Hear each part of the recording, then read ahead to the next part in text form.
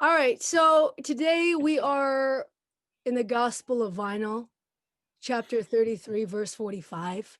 Okay, digging in the crates with Mr. Aaron Frazer in the house. Yeah, his Brooklyn-based epic band, Durand Jones. And the indications they don't come to play. These guys. It's a double vocalist situation, and if you don't know, now you know. Now you know. Now you know. Now, I gotta ask you, actually, I gotta ask you on that, by the way, was that an intentional thing or did that just kind of happen and then it free flowed into something amazing? Because I really always love the double vocalist band thing.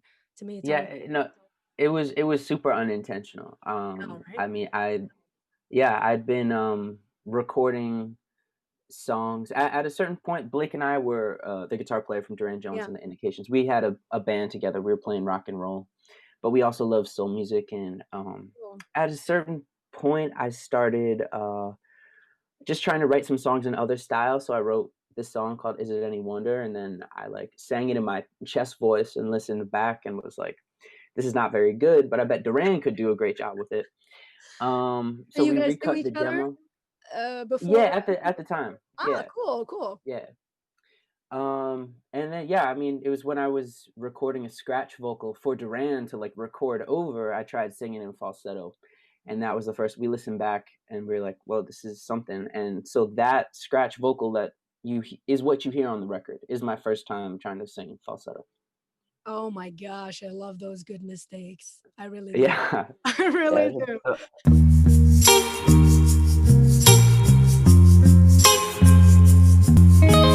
This road is gonna take us back now. Is it any wonder?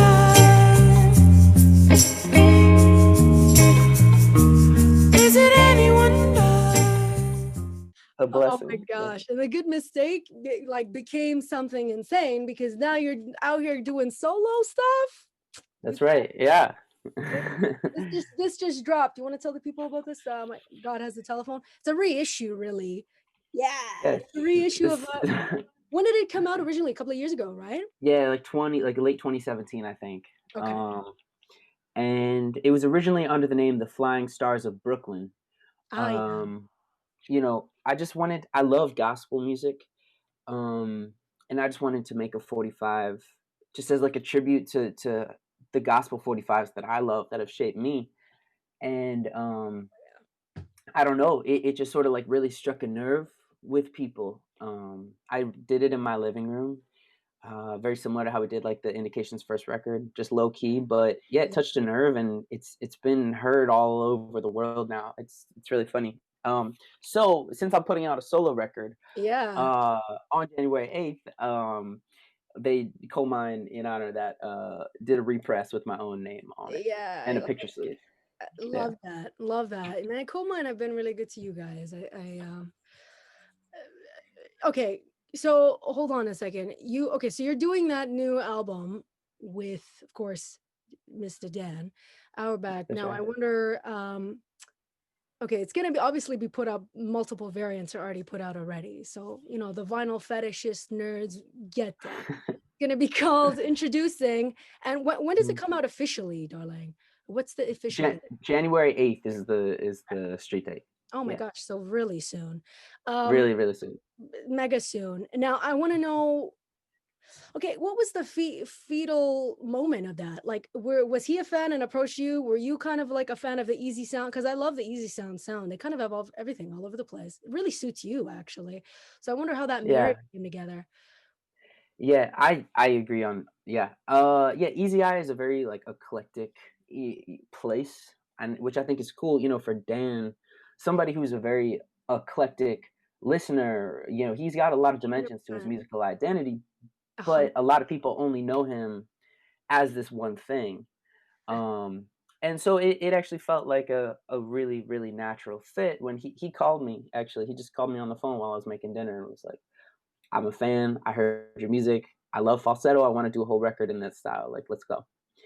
Love Um, that. Yeah, and it made a lot of sense because it was a place that I felt like I could explore some other influences to me. Still keep it, where I'm at, still keep it authentic to me, but, like, throw some I also love, I love gospel, obviously, I love country, I love hip hop, I love rock and roll, and I was really trying to, and I think we brought it all together into one place. You know, I mean, essentially, when you got to not, it's not about the ego of the singers, but when you got two voices, you always are a little bit curious of what the solo venture would be like. So I'm very glad that you tickled that, especially given the fact that you, oh my gosh, you've got so much background and dimensions. Like as a musician too, it's almost hard not to want to explore. You know what I mean?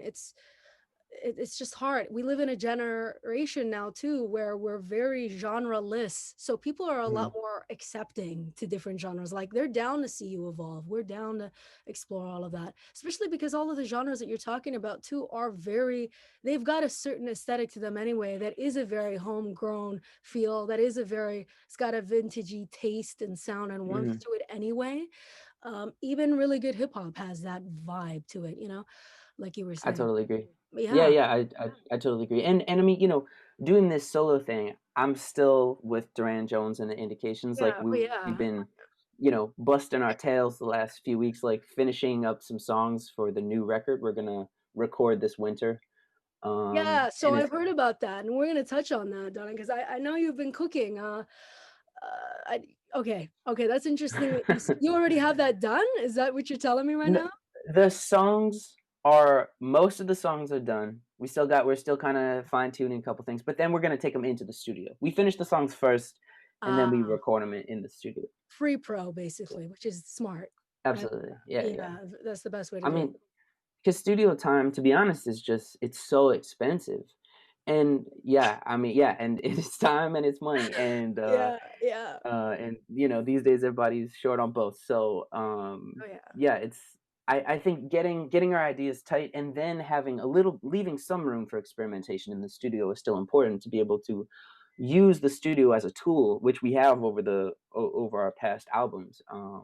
But yeah, so the songs are pretty much done. The recording is just beginning. But I know exactly what you mean about feeling nervous to experiment in the studio when it's like budgety and timey and you just can't. You're Mm. like you clench. I know what you mean. You feel guilty a little bit, don't you? But Yeah. it's different for everybody, I would think. But the thing is I definitely look forward to that because I could feel that you're in this creative juice flow right now, which is really interesting. Which is really funny because okay, you guys I noticed that you guys always post classics basically on your Instagram, like the Durand Jones Instagram. You guys are always posting every once in a while some OG classics, which leads me to believe essentially that this probably was a thing in the making for a very long time. Yeah, Genius yeah, title, by the way. I mean, Genius. it Genius. thank you, thank you. I don't even, that might have been Blake. I can't remember. To be honest, our so that record is essentially an extension of our Spotify playlist that Yeah. we have been doing for years now. And before it was a Spotify playlist that everybody could see, it was a Dropbox just between me and Blake and Durand. Oh, I love Just that. sharing, when we were in college, like we would get together every Sunday. We called it like Soul Sundays, and we'd listen to 45. We'd all bring records and we just sit around and listen to them and talk about like what we liked about them.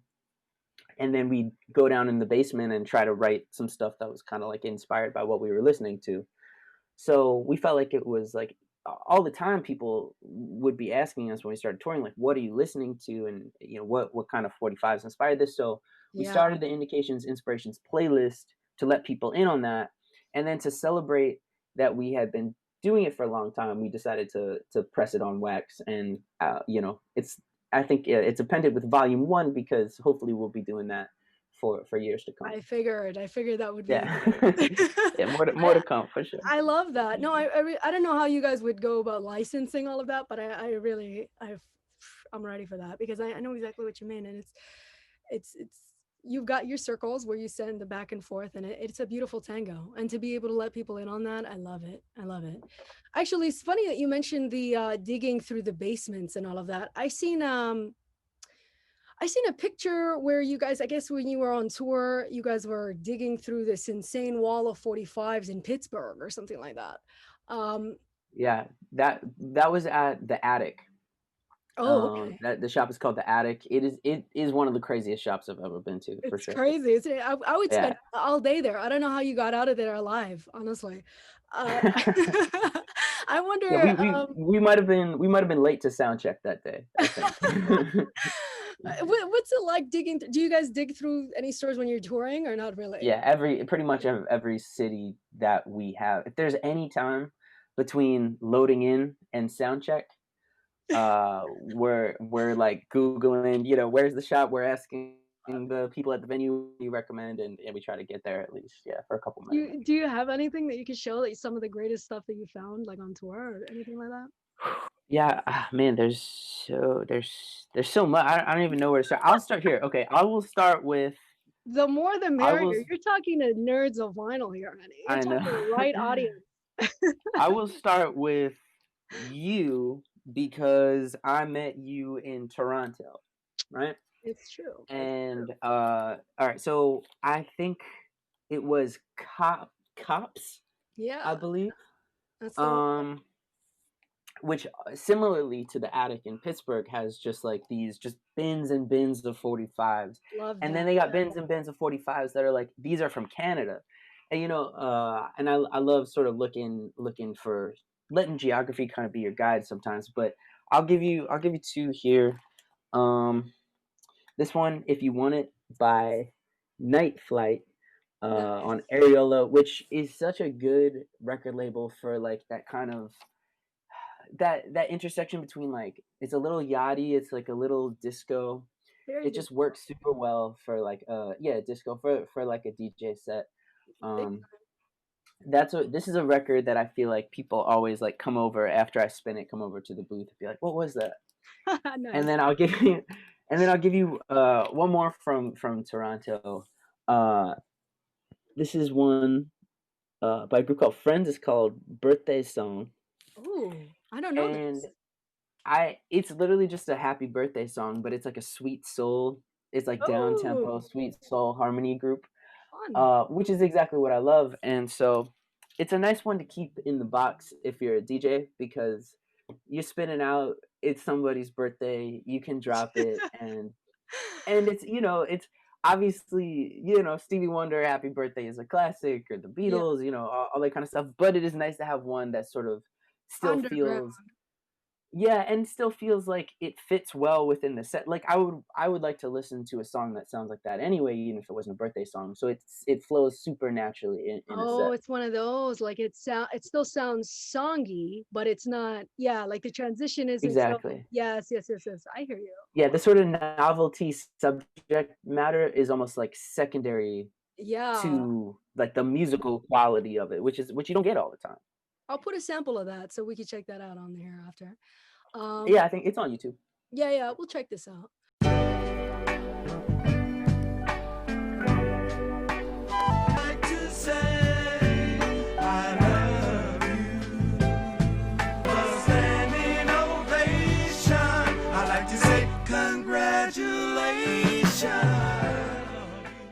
Okay, so you've been on a couple of things, because you're very collaborative, which now makes sense to me why you're impeccably free flowing with the music thing.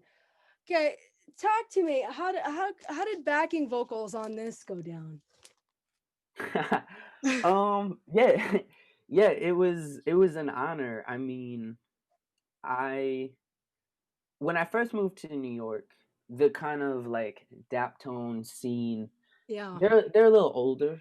Yeah. They some of those bands have been around for like 20 years. You can find like early 2000s pictures of like the Budos band, and they're wearing like Jenko jeans. They've been around. Um, And Sharon Jones, I mean, she's been around forever. Same with Lee absolutely. Fields, but they've been around for a Leafy. while. Yeah, it's crazy. I think I was in England and I found a Lee Fields 45 from like the late Oh, 70s. 70s And it's era? just yeah, and I love it. it's just it's crazy to think about these people who have been around for so long. But as I lived in New York a little longer, I started to get a call from Gabe Roth and be like, yo, I Ooh, want to do something. Like, let me get this in. Or like got an email. I guess it was from Leon Michaels, like one of the co-founders of Big Crown, the L. Michaels Affair, okay. and he was Oh, like, yeah. we're putting together the new Lee Fields record, and we need some background vocals. So yeah, it was really cool. I got to put together my own background vocal unit. So I Love brought that. in it was me, Kate Madison, who's the front woman for 79.5, if you know them. I don't. Check it out. They're great. They're like kind of disco. It's super cool. They're an amazing band.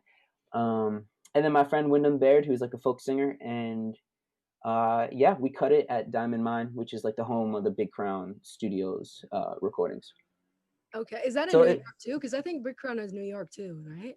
it is New York. Yeah, Yeah, yeah. it's New York, right? Yeah, that's Hmm. fabulous. Okay, what about this one? A bit more obscure for the people out there that might not know what this is, because they know Lee Fields, but they might not know this one. Wow, you're on your like Nardwar shit today. Nardwar shit today. You got it. He is Canadian, so we close. There Close. you go. There you go. Yeah, Lord Youth is a duo. So let me back up. When I moved to New York, I fell in with the like folk and country scene. Okay. Because from touring with my rock and roll band before Durand Jones and the Indications, like I moved to New York before the first Durand Jones and the Indications record came out. Okay. So when I moved to New York, the connections I had weren't through soul music. They were through like the rock and roll band that I was playing in. Okay. And one of them was like this husband wife duo called Crushed Out. And they used to hang around in like the sidewalk cafe scene, which is like a lot of like kind of weird like Beck, for example, kind of Got came you. out of that scene. Got But they also hung out at the Jalopy Theater in Red Hook, Brooklyn, which is where this sort of like traditional folk and country stuff kind of moved to when it got priced out of the East Village. Like Ah, Bob Dylan wouldn't be playing at Cafe Y in the East Village anymore. It's anymore. just a Yeah. different, yeah, it's a different thing. Okay. So through that connection of basically handing me this band's like friend group, which were a lot of folk singers and country singers, I met Micah Blakeman, who went by the name Lord Youth, and started drumming with him, and a lot of other like folk singers. But yeah, so I'm playing some drums on that record, and Yeah. yeah, Micah's a brilliant songwriter for sure. I love that. Wow, I didn't. I see. I wanted to know the behind the scenes on that because I had no idea what concocted you to lead you onto that world. But damn, Hmm. it's the New York scene is beautiful because it's all everybody kind of. It's a small scene when you really get down to it. I mean, New York might be a big city, Mm. but the scenes they're like minuscule in between each other, and I love that. I love that so much. Yeah, there are so many scenes, but they're all, excuse me, Intertwined. they're all very small. Yeah, Yeah, yeah, it's and like a intertwined. spider web. Everybody knows each other. It's really cool. I Yeah. remember my days in New York. It was like everybody knew each other. Mhm. I gotta ask you though, as a soul brother, the one record that you would probably recommend to anybody, like just that one classic soul record that you just can't live without, honey. What would that Yeah. be for you? I know this is a brutal one, but I gotta ask it. It is because there are so obviously it's endless, but I would say if I'm just talking to somebody who doesn't know soul music, Yeah, then I exactly. then I'm I'm giving them this one. We're giving them the This Mayfield, honey. The I camel think toe we got the Mayfield. yellow we got the yellow going on today. Yes. Good call. I don't know if that was Um coincidental, but hey. So, yeah, no, but I think this record represents like the best of what soul music is, which is just sort of allows people to express like the full dimension of themselves and of their music. It has like love songs, it has political songs, it has sad songs and tender songs and silliness, and it's a That is a masterpiece. It's really this that's a Yeah, yeah, that is a heavy hitter. You did not yeah. come weak on that one. That was serious. That was like Mayfield, you can't go wrong there. I mean, honey, and you're Yeah, right. He definitely full of dimension, especially that record is yeah, ace. yeah. All right. I don't wanna hold you in hostage here. It's nice to know though that you are cooking up a new record. For those of you that don't know this lovely genty, he does have a new record as we talked, coming out in 2 weeks. Also, That's his right. band, Dive In, first album, Get It, Tasty. Next one, Gorge. Fantastic. And if you haven't seen them live and you want to see them live, you want to get that oozing, pussing sensations, get this record to feel like you were there. There you go. That's right. Aaron, anything you want to say to the people out there as to your new record, what they can be expecting from that new record, or not your solo record because they're gonna buy it right now, but the Durand Jones, the Durand Jones record. It's something that I feel like. I mean, actually, is it kind of is an ease into that from the new record? Like he sourced some of the inspiration from there into the Durand's record, or not really? I think that the next Durand Jones record will sound like a continued progression. It sounds like the band, to me, like it sounds like a band sort of continuing to grow, continuing to like express our full selves, just like I was trying to do on the solo record, and embrace some new territory. So I'm excited. I think people are gonna dig it. So there's a lot of new territory happening with the solo, with the band again. There's just gonna be a lot to embrace. 2021. Yeah. Good luck for you, honey. You got this. A lot of smiling faces. Okay, but Aaron, thank you, darling. It was a pleasure. It really was. Yeah, thank you so much. Yeah, it's Anytime, good to babe. see you. Yeah, good to see you too.